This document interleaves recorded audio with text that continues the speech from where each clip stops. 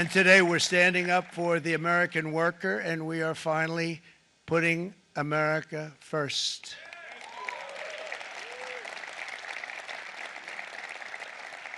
In Sleepy Joe Biden's last year in office, the United States hemorrhaged 100,000 manufacturing jobs, and the number was going through the roof at levels never seen before. And our trade deficit reached a record $1.2 trillion, which is unheard of. Since the beginning of NAFTA, the worst trade deal ever made, it was a horror show.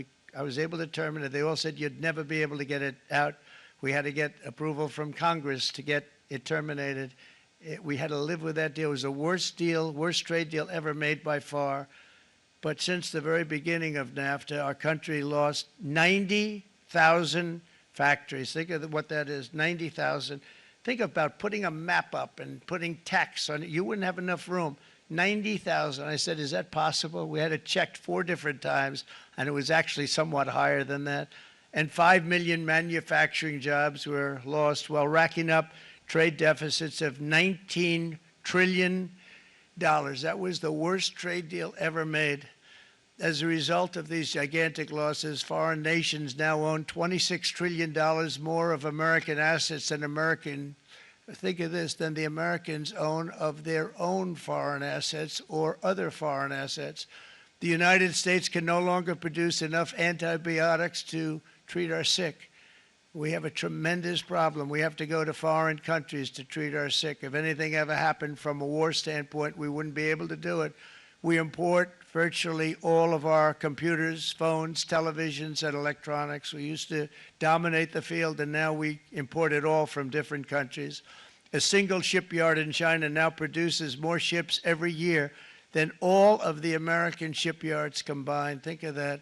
And it was a business that we used to dominate. We used to dominate it totally. In short, chronic trade deficits are no longer merely an economic problem. They're a national emergency that threatens our security and our very way of life. It's a very great threat to our country. And for these reasons, starting tomorrow, the United States will implement reciprocal tariffs on other nations. It's been a long time since we even thought of that. We used to think about it a lot. We didn't think about it for many decades, and you see what's happened. For nations that treat us badly, we will calculate the combined rate of all their tariffs, non-monetary barriers, and other forms of cheating. And because we are being very kind, we're kind people, very kind. You're not so kind when you got ripped off with your salaries. My auto worker friends and my Teamster friends and all of the unions that typically voted Democrat, they're not voting Democrat anymore because worker, whether union or non-worker, they're for the Republicans now. That's what happened. But we will charge them approximately half of what they are and have been charging us. So the tariffs will be not a full reciprocal. I could have done that, yes, but it would have been tough for a lot of countries who didn't want to do that. I'd like to see the chart if you have it. Could you bring it up, Howard? This is our great Secretary of Commerce, Howard Lutnick. Thanks, Howard. So if you look at that, China, first row, China, 67%. That's tariffs charged to the USA, including currency manipulation and trade barriers. So 67%, I think you can, for the most part, see it. Those with good eyes, with bad eyes. We didn't want to bring, it's very windy out here. We didn't want to bring out the big charts because it had no chance of standing. Fortunately, we came armed with a little smaller chart. So it's 67%, so we're going to be charging a discounted reciprocal tariff of 34%. I think, in other words, they charge us, we charge them less. So how can anybody be upset? They will be because we never charge anybody anything, but now we're going to charge. European Union, they're very tough, very, very tough traders. You know, you think of European Union, very friendly. They rip us off. It's so sad to see. It's so pathetic. 39%, we're going to charge them 20%, so we're charging them essentially half. Vietnam, great negotiators, great people. They like me, I like them. The problem is they charge us 90%. We're going to charge them 46% tariff. Taiwan, where they took all of our computer chips and semiconductors. We used to be the king, right? We were everything. We had all of it. Now we have almost none of it, except the biggest company is coming in. We're going to end up with almost 40%. Lee Zeldin's working to get their approvals. And it's an amazing company. Mr. Wei, of one of the great companies of the world, actually. They're coming in from Taiwan, and they're going to build one of the biggest plants in the world, maybe the biggest for that. But 64%, we're going to charge them 32%. Japan, very, very tough. Great people. And again, I don't blame the people for doing it. I think they're very smart in doing it. I blame the people that sat right in that Oval Office, right over there, right behind the Resolute desk or whichever desk they chose. Japan, 46%. They would charge us 46%, and much higher for certain items like cars, little items like cars. 46%, we're charging them 24%. India, very, very tough, very, very tough. The Prime Minister just left.